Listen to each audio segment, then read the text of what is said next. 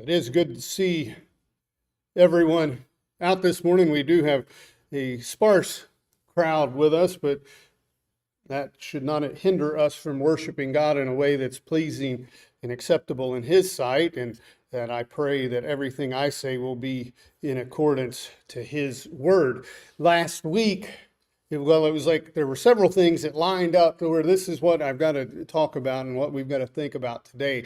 I have been watching, I don't know if they're preachers or what they are on Facebook, but they pop up in my feed and they have a kind of a religious themed message. And this fellow was talking about it as he was talking about it, that what's wrong with churches today. And he said that the root of the problem with our society is that churches today have stopped teaching and believing in the fear of God. They don't want to preach that anymore. What churches have become, and if you think about it, if you look at where the masses are going, this is true. What they have become is a place to come and hear a motivational speech. They listen to some religious-based music with a great light show, and they have better than average coffee. And when he said that, that kind of struck a chord, and I thought, that's what a lot of people are after. They want to come in and enjoy something. They don't want to hear something that bothers them. They want to sit back and relax. And I enjoy a good cup of coffee, but that's not what we're here for. We're here to learn about God and to worship Him. We have made God our buddy. And as we were talking, I believe in our Bible study last Lord's Day, and Tom brought it, I think it was Tom, that said Dave had always had this saying about putting God in a pair of overalls and a flannel shirt. And that's what we're doing. And as I listened to that guy talk, I thought there's a lot of truth in what this man is saying. We have taken the fear of God completely out of religion. And I've even heard people say, well, I can't worship and look to a God that I'm afraid of. Well, that's not what the Bible is really talking about. If we study that subject, and we look at the example in Romans, and we're going to bring them up here later this morning. When we talk about what happens to our society when we remove God out of it, and when we don't have Him where He belongs, which is in the first place, and we start looking to fill that because nature abhors a void or a vacuum. It will not exist. If you want to see this in action and in very fast action, all you have to do is walk out and look in the cracks of your sidewalk. Nature is going to fill in that void. Now, it's going to fill it in with a weed that you don't want growing there, but you can have those cleared out, and by the next morning, there they are again.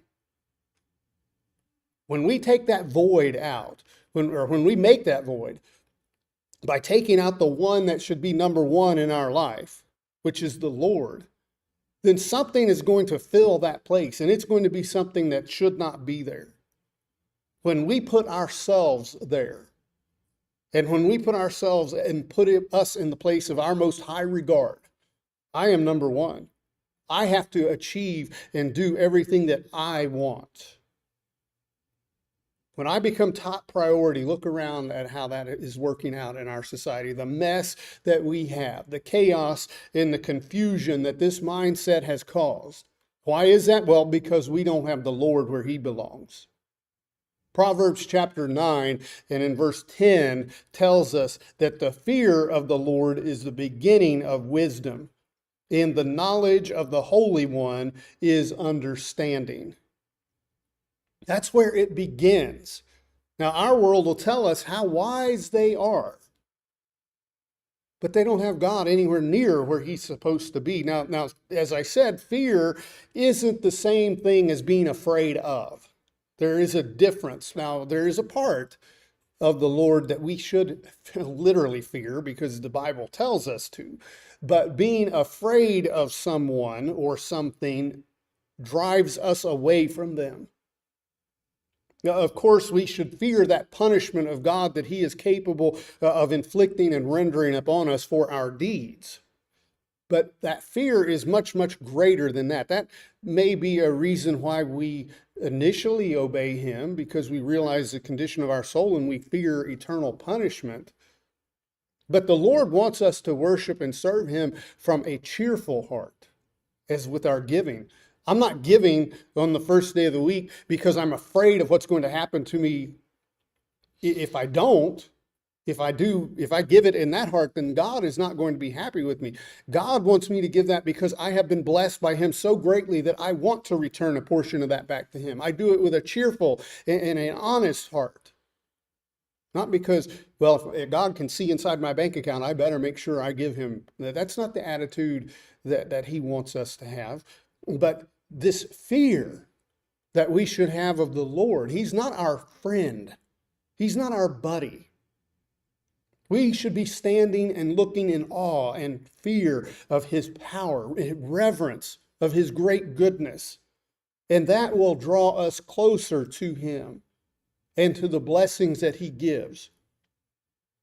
In verse 11 of Proverbs chapter 9, it said, "For by me your days will be multiplied, and years of your life will be added to you." Yes, wisdom starts with fearing God. And here's what's going to happen. Your days will be multiplied. The years of your life will be added to you. Your life will be full. Our days are better and our days are longer because our fear of the Lord brings us to live in a way that is healthier, mentally, physically, spiritually, than those living the hard life of sin. Sin is a hard way to live. If you want to see examples of that, see the progression of mug shots. And sometimes those will pop up on social media and they'll show, and I mean, the people that have lived that life, their face is hardened. They look old. They may be younger than me, but they'll look 80. Because of the life that they have lived. It's hard on you. Many times it gets us involved in things that are dangerous and harmful to us, following the ways of sin and pleasure that this world brings. This is one of the many blessings that can be found through and beginning with the fear of God.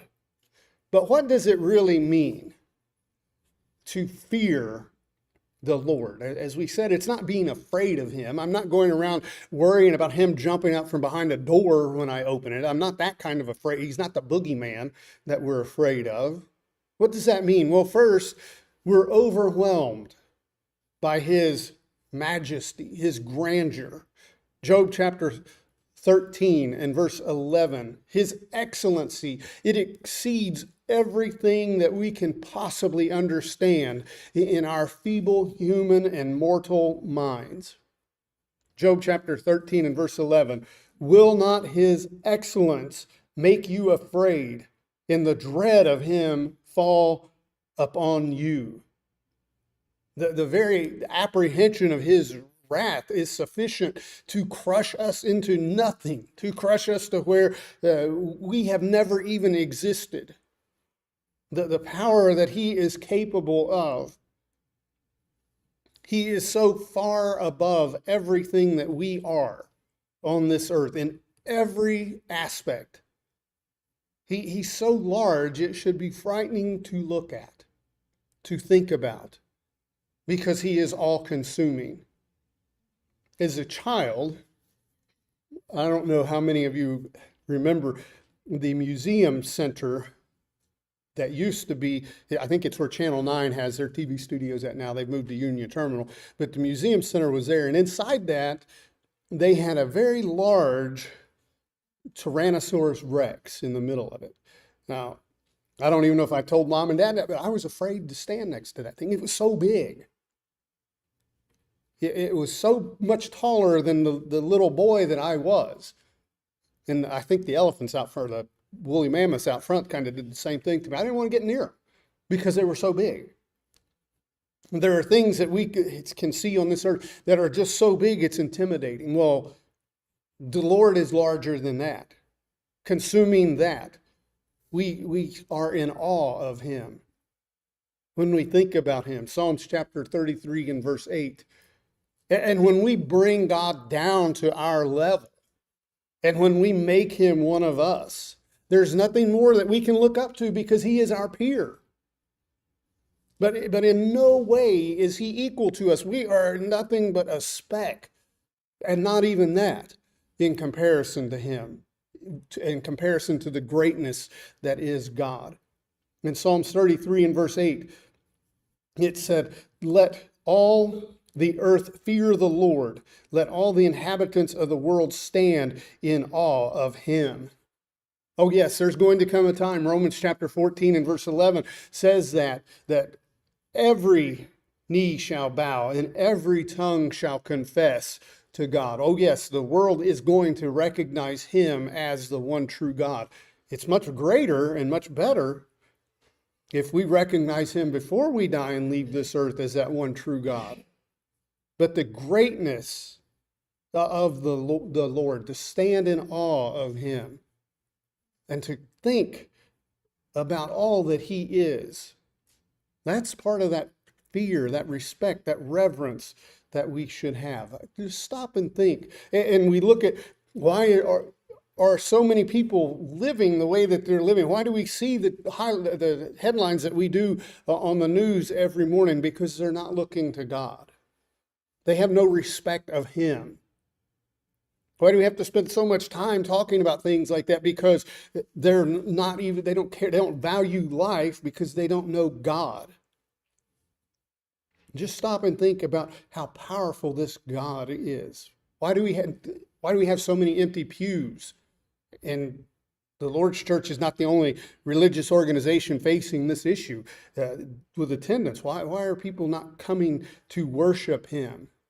Because they're not fearful of him and they're not looking to him. Think about the power of this God, and that we're told to come in and worship him. And I'll be there if I don't have something better to do, or when I'm there, I'm not going to care what I'm really doing there. That respect that we should be giving him. He is capable of creating something just by thinking about it. We would be lucky to create something if we had the blueprints and all the pieces together. Buy something from IKEA and try to put that together by thinking about it. All those little stupid pictures that they have, and you can't figure out what they're going to. We don't have that capability. God could create that out of nothing. To be able to have sight in every direction, both past, present, and future, that is 100% perfect every time. We can't see 5 minutes into the future, and our memories in the past are clouded at best. We were talking about that last night, and Stephen and I were remembering some things, and Jenny said, "How can you remember such detail like that?" And it was nothing spectacular. And sometimes, you know what, we'll remember it wrong, won't we? We'll see it wrong. God doesn't do that. Well, that should bring us to a point of awe and reverence, because that's something that we could never do. To be everywhere at all times, it's beyond our comprehension. I'm always telling people at work, well, I haven't figured out how to be in 2 places at once. Well, God can be in every place at once. We should be in awe of that. It should send chills down our spine that this is the God of heaven that is wanting me to obey and to worship him. And when we fear the Lord and when we respect that, then we should find joy in that. Psalms chapter 128 and verse 1, and not joy in the sense that, oh, I'm so happy I'm afraid of God. That's not the joy that is found in the blessings that come from the Lord. Psalms 128 verse 1, blessed is everyone who fears the Lord, who walks in his ways. How can fearing God make us joyful? Well, it's not that being afraid of him, it's that joy that we find in obeying him. That fear that produces that awe and reverence and respect for him. From an earthly standpoint, and maybe one of the closest ways that we could understand this is that the fear of God is like that respect that we may have for someone that has mentored us, that some beloved teacher or coach, or maybe a parent who has motivated us to strive to do our best at something. That they have helped us, that they have given us direction and guidance. And we want to work so very hard not to let them down. We wouldn't want to do anything to offend them or provoke them or for them to see something displeasing in us. That's how we should be for God, except infinitely greater because of what he has done for us. We fear God because of this awesome power. We love God for the way that he has blessed us through that power. This brings, or should bring, great joy to us to know that we are pleasing him, to know what he wants to do and has done for us. And yes, fear of consequences for not obeying him is part of that, and this punishment that he has told us that we can look forward to. Because we are told, and we're going to look at some passages that say that we will be punished for not obeying him. But as we grow in faith, that's not what should drive us and motivate us solely. Because we see, as we grow and mature, we see how much better our life is because of us following his commands. How much fuller our life is, how longer our days are, because we are living the way that he has commanded us. He's our creator. He knows what's best for us. He knows what will bring us true happiness. Isn't that what we're all looking for when we look at the world? Happy people don't behave the way that the world behaves because they're unhappy. They're searching for happiness in the wrong places. We can look to the Lord for true happiness. And we rejoice when we serve him. Psalms chapter 2 and verse 11, that should bring us happiness to know that I am serving this loving God that cares so greatly for me. Psalms 2 and verse 11, serve the Lord with fear and rejoice with trembling, because God is so great and mighty, and because he holds the power of life and death within his hands. We should have a healthy and reverent fear of him. A healthy fear of God recognizes his holiness. Again, that's why we cannot make him our peer, because we are not holy. We may try to live the best that we can, and as Jesus said, we're still going to fall short. We're still going to be unprofitable servants. God is so far above and much greater than us, but we rejoice in that fear of him, because instead of receiving the judgment that I truly deserve, he gives us mercy and forgiveness when we obey him. A healthy fear should inspire humility and repentance, driving us to God for forgiveness from him. Now, we see the opposite of that. What's the opposite of humility? Well, the opposite of humility is pride. And we see many people who are proud of their sinful life. They're not going to go to God and ask for forgiveness because they don't realize there's a need for anything to be forgiven, because they don't fear God. When we fear God, we not only realize that we need to be forgiven, but it motivates us to strive to live holy and remove that filth of sin. 2 Corinthians chapter 1 and verse 7, how can we remain in sin? We don't want to remain in sin when we realize that when we're in that state that we don't have fellowship in a relationship with God in that condition. We can't. But pride, not realizing that there is a sin, is the opposite of that. 2 Corinthians chapter 7 and verse 1. 2 Corinthians chapter 7 and verse 1. Therefore, having these promises, beloved, let us cleanse ourselves from all filthiness of the flesh, of the spirit, perfecting holiness in the fear of God. Again, that healthy fear of the Lord, it motivates us to strive for that holiness, that motivation to live above the sinful world, as Romans chapter 12 speaks of. Well, don't be conformed to the world. That's the easy route. If I'm going to live and serve and worship myself, I'm going to do that because that's what my flesh wants to do. But I've been called to live a higher calling, to live with a higher purpose, to live better than the way that the world does around me. And we see that clearly. Where the fear of the Lord is absent, then evil abounds. We see that throughout the scriptures. In what has happened when there's no fear of God, and what we do when we do not fear Him properly.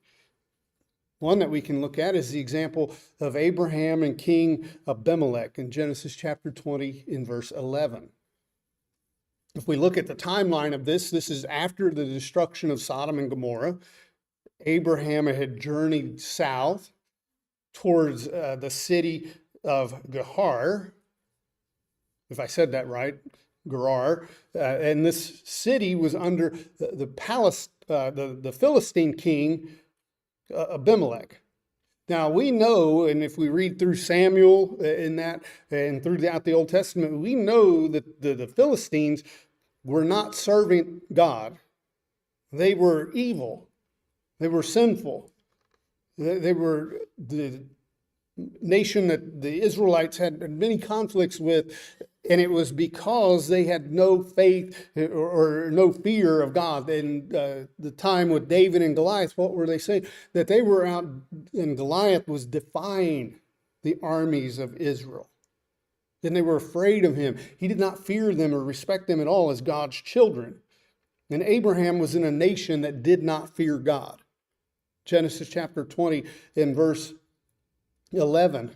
And we know what this happened here. Abraham lied and said that Sarah was his sister instead of his wife because he was afraid of what they were going to do. They were going to kill him and take Sarah anyway. So he lied about that. And Abraham said, beginning in verse 11 here, and Abraham said, because I thought, surely the fear of God is not in this place, and they will kill me on account of my wife. So I'm going to lie about that instead. Now, Abimelech wasn't too concerned, apparently, about God until God appeared to him and said, you're a dead man. You look at what you've done, and you're going to die for it. But he all of a sudden got concerned about God, and then he went to Abraham. Why have you done this to me? Why? Well, because if I hadn't lied, you would have killed me and taken my wife anyway. He lied about it because he was worried about what would happen to him because he was living in a land, in a nation surrounded by people that did not fear God. They didn't have respect for laws and decency because chaos and sin reigned. And it started with not fearing or respecting God. Look at Pharaoh in the land of Egypt in Exodus chapter 9 and verse 30. We know that the Egyptians were a sinful people. Moses, in Hebrews chapter 11 and verse 25, it tells us that he chose to suffer affliction with the people of God than to enjoy the passing pleasures of sin with the Egyptian people. Pharaoh and his subjects did not fear God. We see that throughout the plagues. Pharaoh's heart was hardened, and God kept adding one more plague onto him. Exodus chapter 9 and verse 30, but as for you and your servants, I know that you will not yet fear the Lord God. You would think that living around with the children of Israel in their midst as slaves would have changed their mind, seeing the example that they should have been setting in front of them as the children of God. But it didn't work. Pharaoh's heart was continually hardened. He didn't fear God. He trusted and believed in himself. He was the high authority. And even as the plagues started, they were all bad, but they started smaller and they got worse as they went along to the end of the death of the firstborn throughout the land. But Pharaoh still refused to see God as more powerful than him at the beginning. Even facing those plagues that God was bringing upon him, he did not look to him as above him. And the perfect example that we can look at in the New Testament is that of the Romans, first century Rome. Beginning in Romans chapter 1 and verse 22. We don't need to read all this, but if we want to read the entirety of it and just think and see how closely it mirrors our society, begin in verse 18 and go to verse 32. But for this, we'll just look at 22 through 25.